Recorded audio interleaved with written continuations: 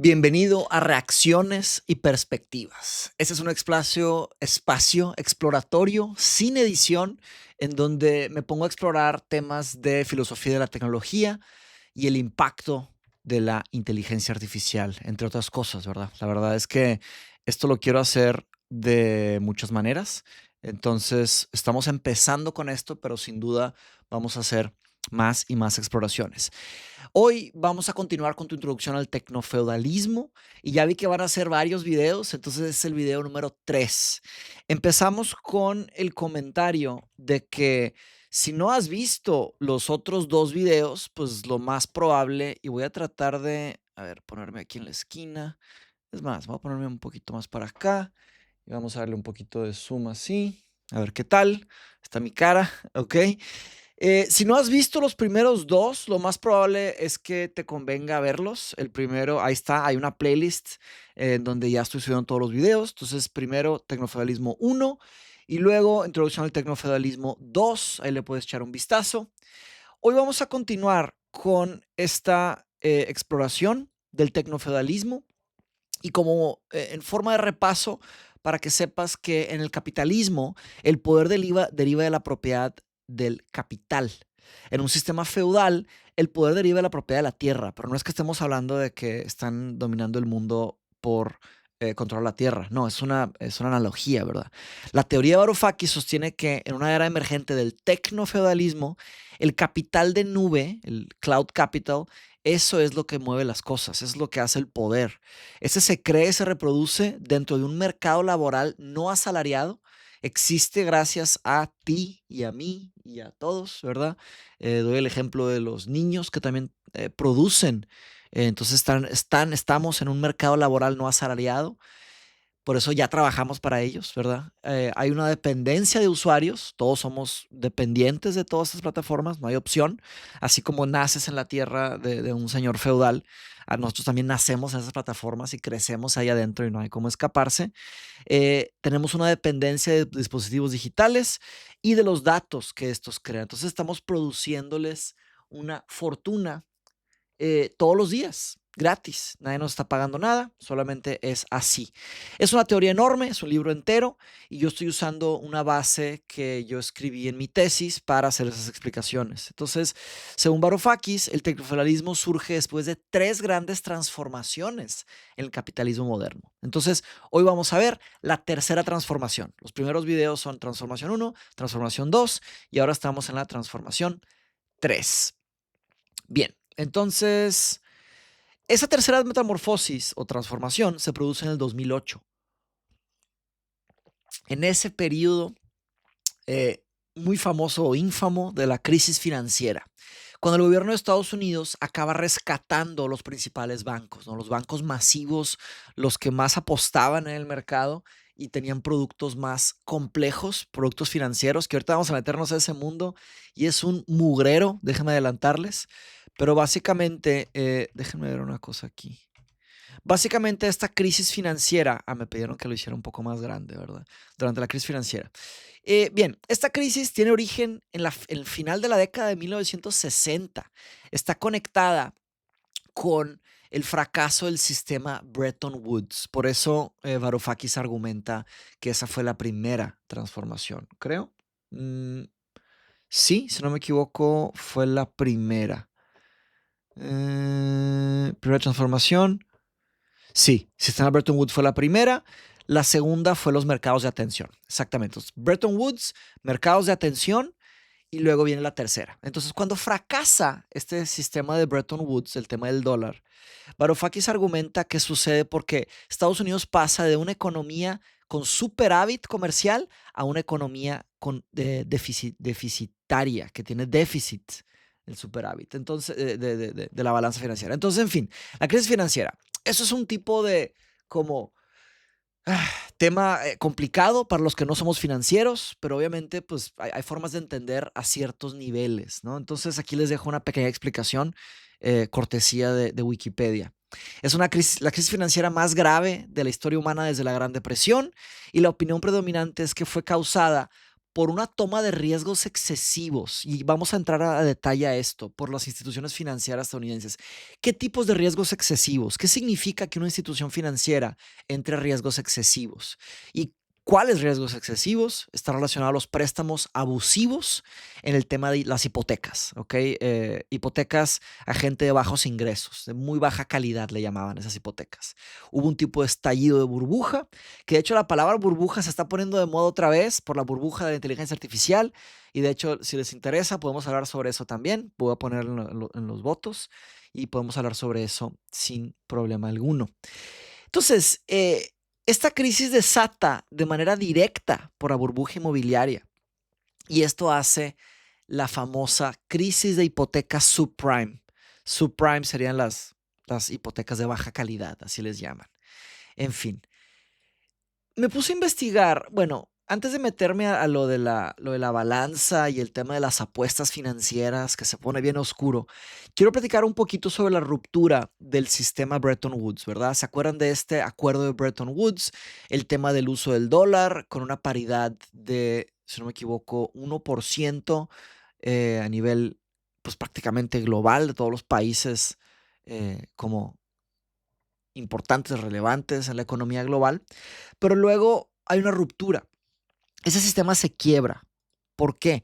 Esto pasa, es una cosa bien complicada también, pero para que vean cómo las cosas no son fáciles de comprobar en el mundo, ¿verdad? Decir que una cosa es verdad te toma bastante tiempo. Entonces estamos tratando de ver que si es verdad o no el tecnofeudalismo. Y esto toma bastante tiempo, no es una cosa fácil, ¿verdad? Pero en fin, el sistema se produce, la caída del sistema, la ruptura del sistema se produce en la guerra de Vietnam, cuando Estados Unidos empieza a imprimir y enviar al exterior miles de millones de dólares para financiar la guerra. Entonces, eso en 1971, produce que Estados Unidos tenga un déficit comercial por primera vez en el siglo XX. Ahora, ¿qué es un déficit comercial y cuál es el problema? Esto tiene que ver con la balanza, ¿no? La balanza comercial. Esto es, pues como una balanza, ¿no? Es un registro de importación-exportación. Básicamente lo que se exporta del país menos lo que se importa. Entonces, es positiva cuando se exporta la mayor cantidad de bienes y servicios de los que se importan, y eso se denomina un superávit comercial. Eso es bueno para el país.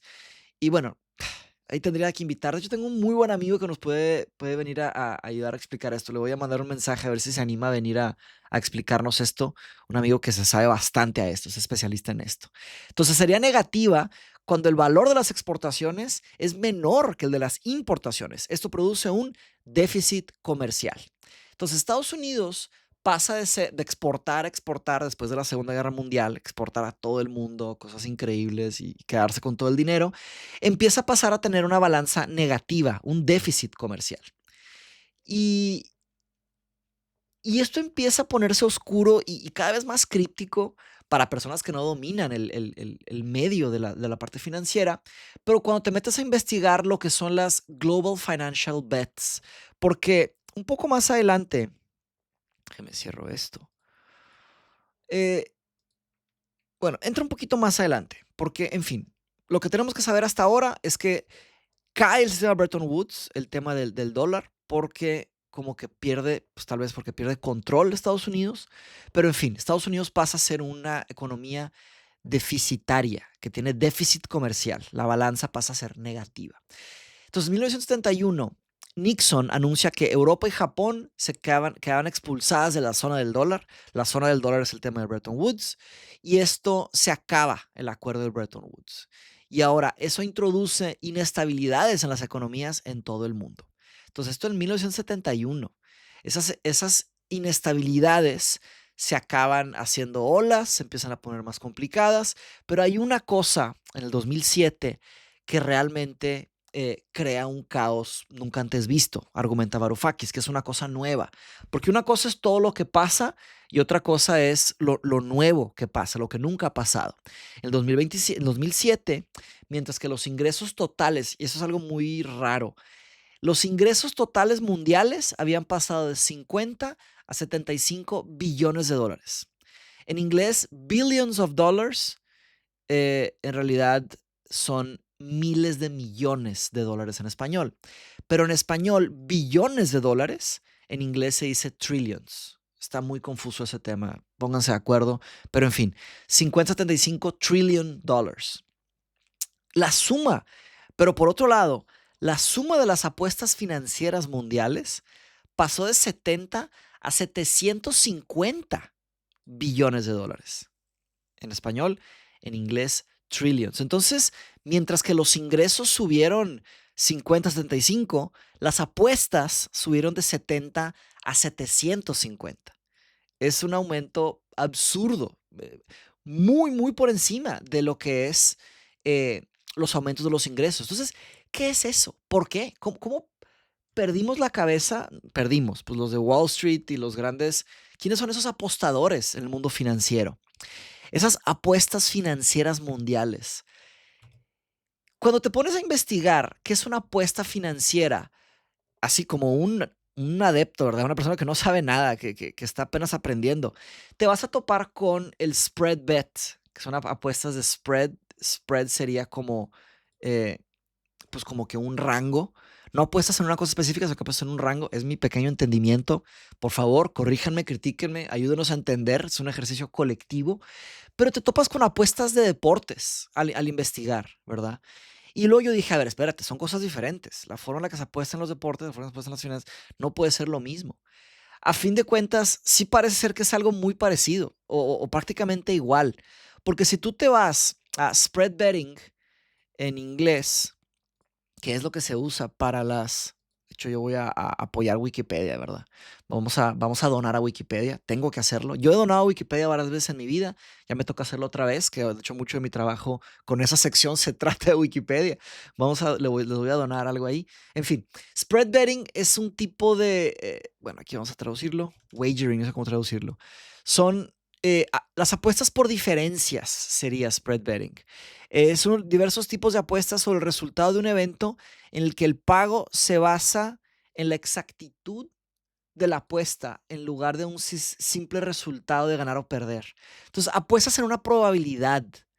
¿Qué significa eso? Es un poco más complejo, ¿verdad? Se empieza a poner más complejo el tema y la complejidad es importante porque la complejidad hace que algunos entiendan y algunos no entiendan. Entonces ayuda a esconder. La complejidad esconde. Entonces al poder le encanta la complejidad.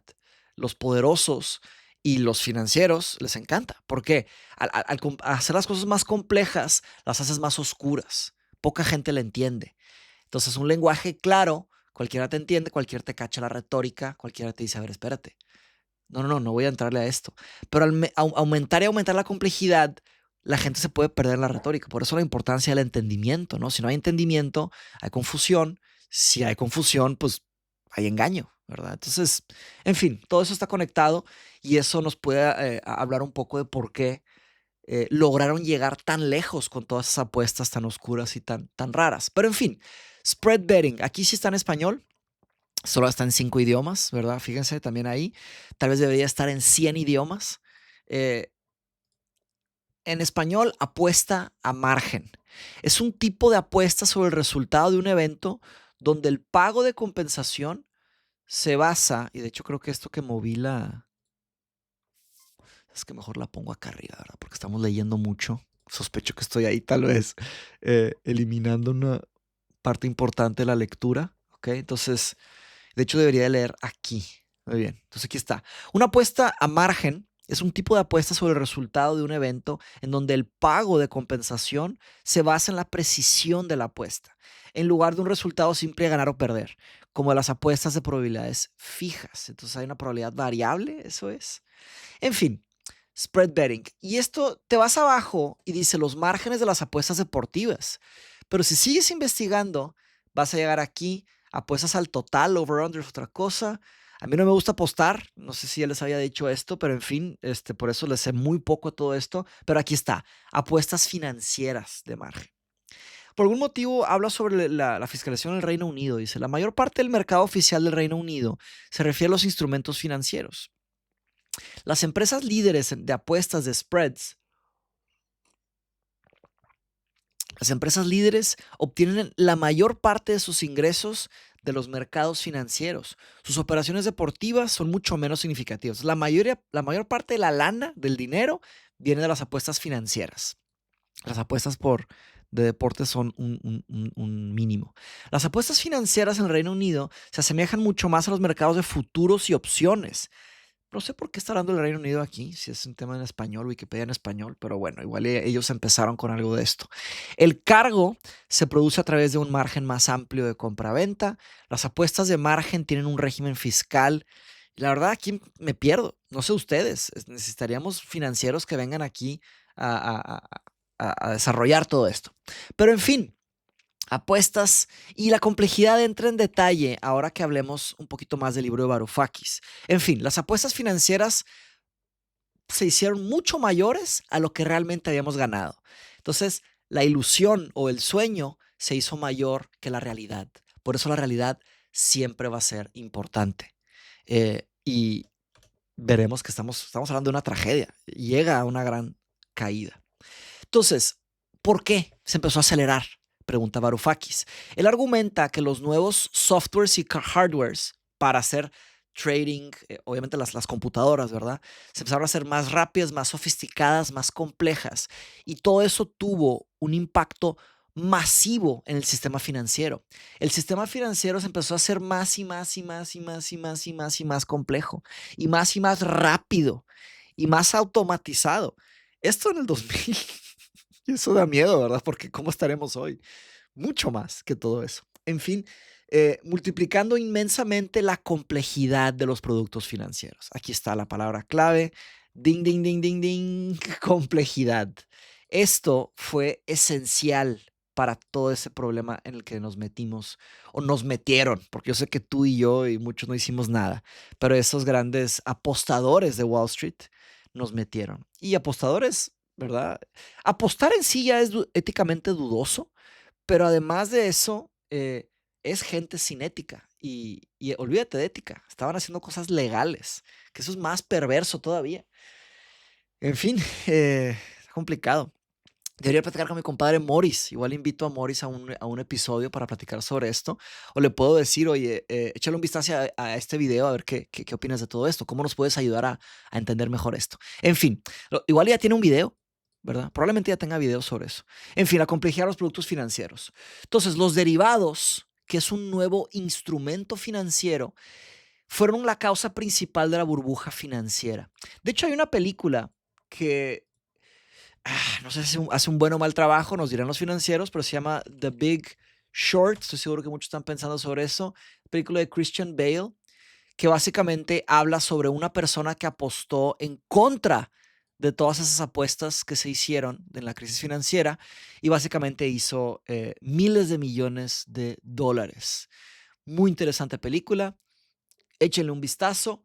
Y en esa película se explica este tema, pero se habla de complejidad. Por eso me acordé, porque hablan del tema de la complejidad, que los financieros tienen todo un sistema de lenguaje oscuro y críptico.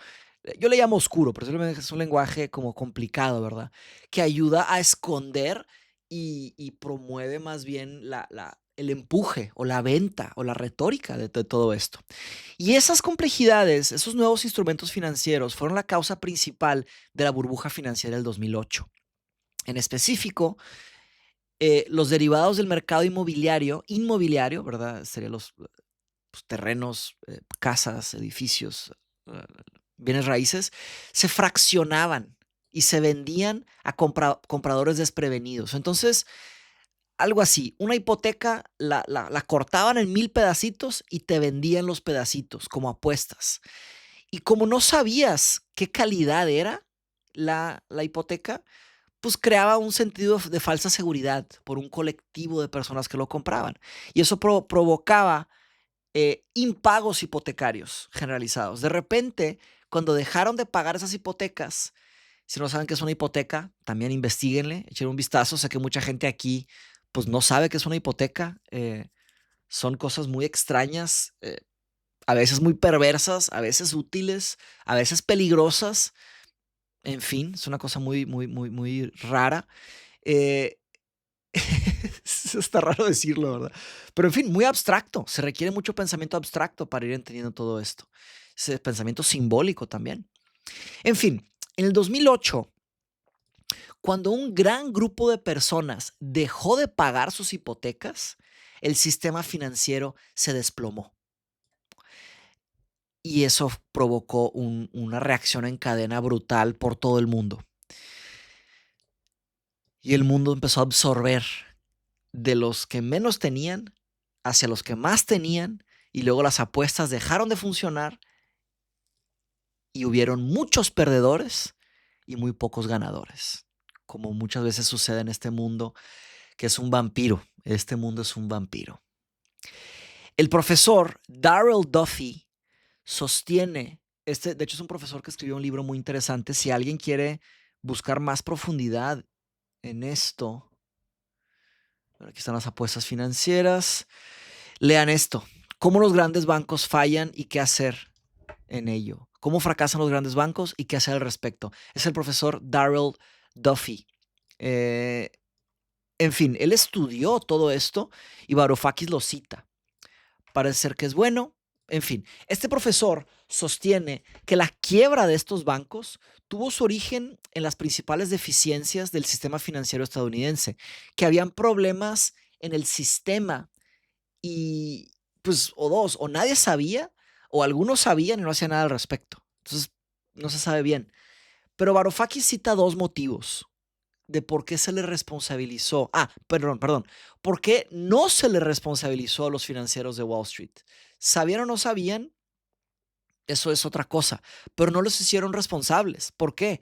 El gobierno los salvó. Eso es una cosa muy conocida, pero básicamente dos motivos, dice Varoufakis. Primero, las mismas personas que gestionaban los sistemas de pagos y vendían los derivados eran la misma gente. Los que gestionaban los pagos y vendían los derivados eran los mismos. Entonces, pues dijeron, no, pues no nos vamos a castigar, porque pues ellos manejaban, ¿verdad? Ellos eran dueños de la puerta y dueños de las llaves. Entonces, como que pues dijeron, no, pues no pasa nada, vamos a encontrar otra salida. Y segundo, el mismo gobierno estaba metido en todo esto. Esto va, ¿verdad? La gente estaba jugando en los dos bandos. Y segundo, un colapso completo de estos bancos sería el fin. Sería el colapso completo del mercado financiero, hubiera llevado a la quiebra total de Estados Unidos. Entonces, si el gobierno no intervenía y salvaba a esos grandes bancos, el país quebraba, el gobierno quebraba. Y esto habla de una alianza que yo he platicado mucho en mis clases de filosofía, que Simone de Beauvoir la detecta en el siglo XIX. No, perdón, siglo XIX. Simone de Beauvoir detecta que, oye, no, perdón, siglo XX. Simone de Beauvoir lo detecta en el siglo XX, que la esfera privada y la esfera pública se estaban aliando, estaban aliadas, estaban conectadas. Y al estar conectadas, se acabó. Lamento decirles que se acabó. ¿Por qué? Porque ¿quién se queda afuera? Nosotros, los que estamos fuera de esas grandes conversaciones. Afuera de los mundos corporativos más poderosos del mundo y afuera de los gobiernos más poderosos del mundo, ¿quién está afuera? Pues la gente, ¿verdad? Los que estamos ahí existiendo. Entonces, básicamente, eran aliados, se juntaron, pero básicamente eso provocó un empuje hacia otro tipo de sistema, que hay muchos que le llaman todavía capitalista, el neoliberalismo, ¿ok? Según Varoufakis, estas tres transformaciones, estas tres metamorfosis, transformaron el capitalismo en un neoliberalismo. Bien, vamos a buscar para cerrar neoliberalismo, pero según Varoufakis, el neoliberalismo destrozó la aptitud evolutiva del capitalismo. Es otro tipo de bestia el neoliberalismo. Y después viene algo más interesante. En el 2020, Varoufakis detecta algo en el mercado que comprueba su tesis. Pero eso va a ser en el video 4. No alcanzo aquí en esta, lo voy a explicar después. Quiero cerrar solo básicamente hablando un poquito de neoliberalismo. Bueno, los derivados financieros. Me faltó explicar eso. Ahorita lo vemos. Neoliberalismo. Eso está muy raro. La extraña no muerte del neoliberalismo y sale un chip. Me lo topé la otra vez. Esa es la no muerte. Algún troll tal vez hizo esto, que esa es la extraña no muerte del neoliberalismo. Pero bueno, yo no quería buscar en Amazon, quería buscar aquí. New tab. Ahí está, neoliberalismo. Neoliberalismo, aquí está. Vamos a cerrar con el neoliberalismo. Nada más quiero platicar rápidamente los derivados financieros, porque igual nos fuimos muy rápido. Pero los derivados financieros son productos financieros cuyo valor se basa en el precio de otra cosa. Entonces, no es que el precio de la parte financiera que estés adquiriendo o servicio sea lo que estás adquiriendo, sino que está basado en otra cosa. Entonces, si esa otra cosa pierde valor, tu derivado financiero pierde valor. Entonces, también se puede llamar activo subyacente. Por ejemplo, compras el valor de un futuro sobre oro. Y de nuevo, sé muy poco sobre esto. Estoy aquí explorando junto con ustedes, ¿no?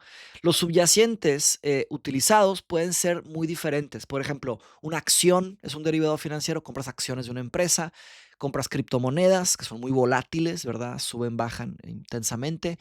Índices bursátiles, valores de renta fija, tipos de interés o hasta materias primas. Puedes comprar derivados.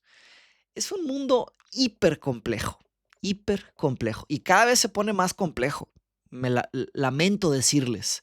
¿Y qué significa que está más complejo? Que es más difícil entenderlo, que hay que estudiar más, hay que aprender más. ¿Y qué significa? Que no nos quieren explicar o a nosotros no nos interesa aprender. ¿Qué significa? Que va a haber más desigualdad. Tristemente, yo no veo cómo eliminar eso, cómo bajarle a eso. Pero en fin, ya vamos cerrando. Solamente les hablo un poquito del neoliberalismo. Liberalismo, aquí hay unas cuantas figuras. Habría que estudiar eso. Si quieren meterse. Neoliberalismo es una corriente de pensamiento económico y político que promueve la reducción del papel del Estado en la economía, la privatización de empresas y servicios públicos, así como la desregulación del mercado y apertura comercial. Que no hay trabas, que no hay castigos, que no hay penalización por hacer las cosas mal, ¿verdad? ¿Qué hubiera tenido que pasar? Hubieran tenido que meter a la cárcel a miles y miles y miles de esos millonarios y multimillonarios y billonarios que hicieron todo eso. En cambio, ¿no? ¿Qué hicieron? Corrieron a los empleados, protegieron a los dueños. Es un absurdo. De hecho, es el final de Big Short. En la película esa de Big Short, hay un momento que dices, bien, se va a lograr. Y luego dices, no. Error, mad as hell. ¿Por qué no me está dejando? Sí, Howard build the network. Estoy muy enojado y no voy a aceptar esto. Eso es lo que tenemos que... Estoy como una cabra y no voy a aguantar más esto. Qué cosa, qué mundo. Muy extraño el que vivimos. Bien.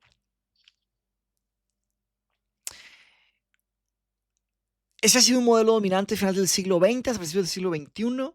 Gran parte del mundo debido a fomentar la eficiencia económica y el crecimiento a través del libre mercado, el famoso libre mercado. Entonces, esto último ha sido argumentado que debido a la idea, la competencia, la iniciativa privada, se genera prosperidad a la sociedad. Sí, es la idea de que mientras más libre dejes el mercado, más próspera va a ser la sociedad. Y hay un problema masivo en esto. Creo que ni siquiera tengo que decirles, pero vean lo larga que es la parte del neoliberalismo aquí claro, culpan a Reagan, a Thatcher, mercado libre, el neoliberalismo tóxico, pam, pam, pam. Hay un mundo de cosas. Evolución de la tasa de encarcelamiento en Estados Unidos. No sé cómo llegan a eso, pero en fin, habrá que investigar. Abandono de infraestructura, populismo neoliberal, sí. No dudo que de repente mencionen a Trump por ahí. Ahí está. Populismo neoliberal, elección de Trump. En fin, se pone muy, muy oscuro toda esta conversación, muy oscura. Cada vez más. 69 idiomas en inglés. También está muy largo. Obviamente mencionan a Trump en varias ocasiones. Las citas, etcétera. Chomsky. Profit over People, neoliberalismo y el orden global. Fíjense cómo Chomsky está muy conectado con toda esta conversación. Este es un libro de Chomsky que ni siquiera está, el Wikipedia no está en español. ¿Por qué no está en español? Está interesante, ¿eh? Es un libro interesante que podríamos leer. Podríamos leer un libro aquí, en esta sección. Estaría interesante. Libro 1999, eh, Las ganancias sobre la gente, neoliberalismo y el orden global. En este libro, Chomsky argumenta, se los leo, Chomsky sostiene que las doctrinas y el desarrollo de un sistema proempresarial consiste en políticas económicas y políticas que restringen lo público y apoyan el poder privado. Actúa esencialmente como una jerarquía social que sitúa el afán de lucro por encima de las necesidades más generales de la población. Además, Chomsky también indica los efectos nocivos de las políticas que se prescriben a los países pobres desde instituciones como el Fondo Monetario Internacional, la Organización Mundial del Comercio y el Banco Mundial. Los típicos sospechosos, ¿no? De hecho, me faltó una cosa que de hecho no hice la introducción en este video, pero podemos hacer la introducción aquí al final. Bien, denme un minutito nada más. Aquí estamos. Me meto a esto. Intro, Tecno 3. Aquí está. Sí, tengo una nueva aportación a nuestro sistema, que estamos desarrollando un sistema aquí juntos para evaluar y ver videos. Ok, en fin, ya saben cómo funciona, ¿verdad? Ganó el Tecnofederalismo 3, fue el que más obtuvo votos. El video de Chomsky 2 quedó en segundo. Alguien me pidió que aumentara las letras, entonces sí, lo hice. Hago nada más un comentario sobre un comentario. Bueno, sobre el tema de la votación. El botón que tenga menos votos lo voy a quitar. El botón que tenga más votos, hacemos el video. ¿Ok? Y así nos vamos. El botón que tenga menos votos lo quitamos. El que tenga más votos, hago el video. Y así nos vamos rotando para que haya más oxigenación en la parte de votación. El de menos votos sale, el de más votos se queda. Pero también de repente voy a hacer los videos que yo quiera, ¿verdad? Pues es un tema también creativo de mi lado. Y son cosas que pienso que que quiero aportar, que a nadie se le ocurrió. Entonces, un comentario de nuestro compadre José 3929.1 dice: Nescafé por la mañana me sabe a un espacio de reflexión sobre distintos pensamientos y el video de hoy me atrapa en las dudas de cómo de difícil se pondrá para nosotros como personas individuales sobre todo este tema. ¿Qué tan vulnerable estamos en un sistema sin gobierno? Tan. Pede, tu libro Sangre y Suerte. Esto, de hecho, le agradezco mucho a mi compadre José. Vea lo que puso. Tu libro Sangre y Suerte fue el primer libro de mi vida que leí completo. Que, por cierto, muchas gracias por compartir tu manera de pensar de la familia, la lealtad, el amor, la resiliencia, la dedicación y más cosas. Me ayudó de una manera que nunca había encontrado. Nunca me llamó la atención tu lectura, pero tú y tu hermano la lectura, pero tú y tu hermano me despertaron. Fue el primer libro que llegó por completo, con sus curiosidades, preguntas, dudas, confrontaciones éticas, etc. Gracias, mi estimado. Y ahí se ganó 100 puntos. Antes de darles el código para el video de hoy, quiero nada más hacer un pequeño comentario sobre el tema del ánimo, ¿no? De que todas estas conversaciones son muy deprimentes, ¿no? Son cosas que pues pegan, ¿no? Agreden un poco nuestro estado de ánimo, pero la verdad es que por un lado, veo que es pesado estudiar esto, entender estas cosas o investigarlas, pero por otro lado, creo que se muere la esperanza si ni siquiera queremos aprender sobre estas cosas, sobre qué están haciendo sobre nosotros, que cómo están manejando nuestras mentes, cómo están manejando nuestras vidas, porque no solo estoy convencido, me queda claro que hay muchísima gente tratando de dominar y controlar todos lados. Entonces, ¿qué hacer? Pues buscar vivir una buena vida dentro de lo posible, pero buscar también de aportar a las mejores cosas dentro de lo posible. Es lo que pensaría yo que a nivel colectivo se podría hacer. Y siempre he pensado que si no sabemos lo que está pasando, es imposible hacer algo para cambiarlo, ¿no? Y el último comentario es que si piensa que el mundo está mal, sí está en lo correcto, el mundo está mal en muchos sentidos, pero está bien en otros. ¿Y por qué lo digo? Porque hemos estado peor, el mundo ha estado peor y se puede poner peor, pero hay que hacer algo. Nada, se queda esa reflexión. Espero aportar a sus vidas en algún sentido.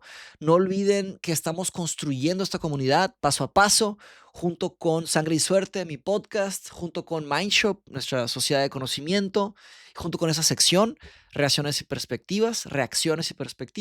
Estamos avanzando paso a paso. Entonces, por favor, si no se han suscrito, suscríbanse, piquen la campana, apoyen los videos, comenten, compartan, denle like, critiquen, aporten. Y el código es, los vampiros son el tipo de criatura que hace ¿qué? Díganme ustedes. Es el código. Fuerte abrazo. Esto ha sido Reacciones y Perspectivas y nos vemos pronto. Hasta la próxima. Bye bye.